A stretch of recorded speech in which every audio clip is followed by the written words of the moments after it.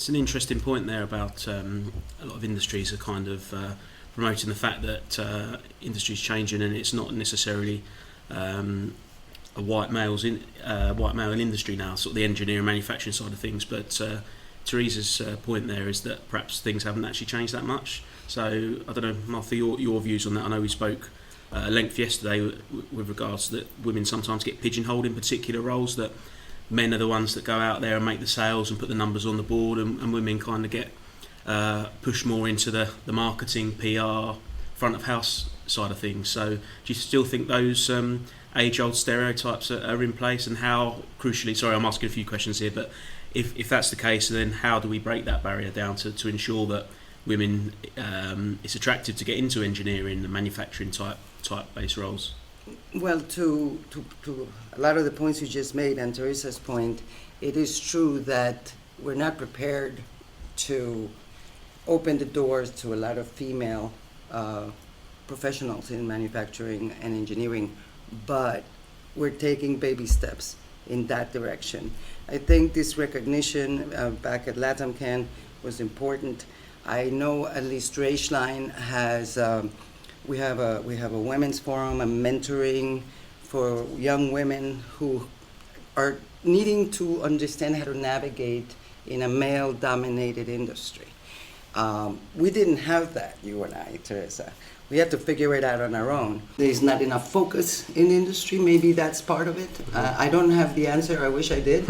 But at the end of the day, I think it's evident. We were just talking that, like, I don't know, 30 years ago, it was like 1%.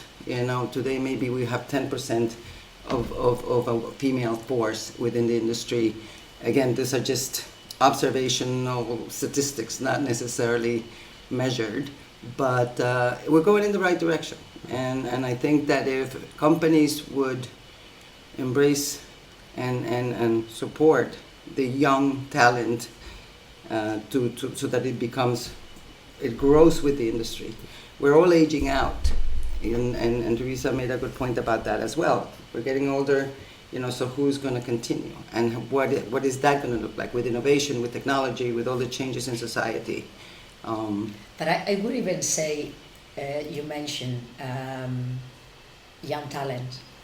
Is this a problem only for young women to come into this industry? Mm-hmm. Or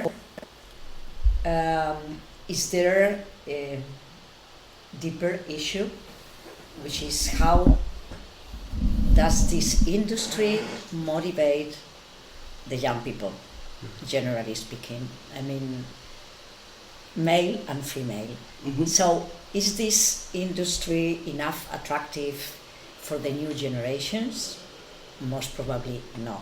Yeah. So what has this industry to do in the next coming years, really to reshape a little bit and to become a sexy industry for our young folks?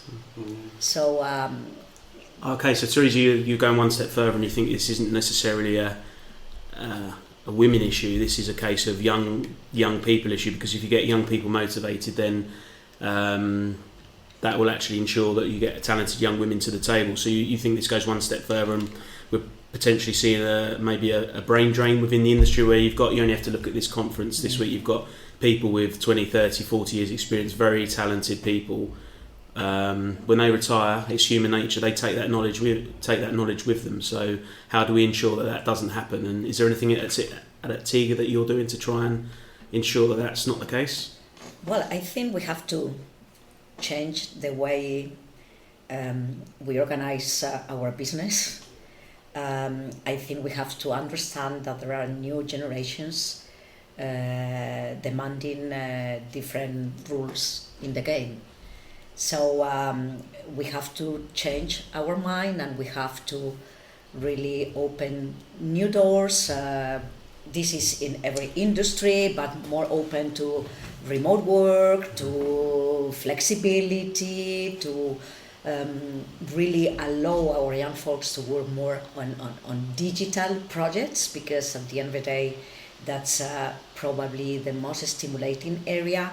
And our relatively aged industry is a little bit in need of having these experts in new technologies, people really who can support the technology change that we have been also discussing during these days. No, it's development of the industry, challenges have been accomplished, but at the end of the day, we need a lot of energy really to deal with what we see from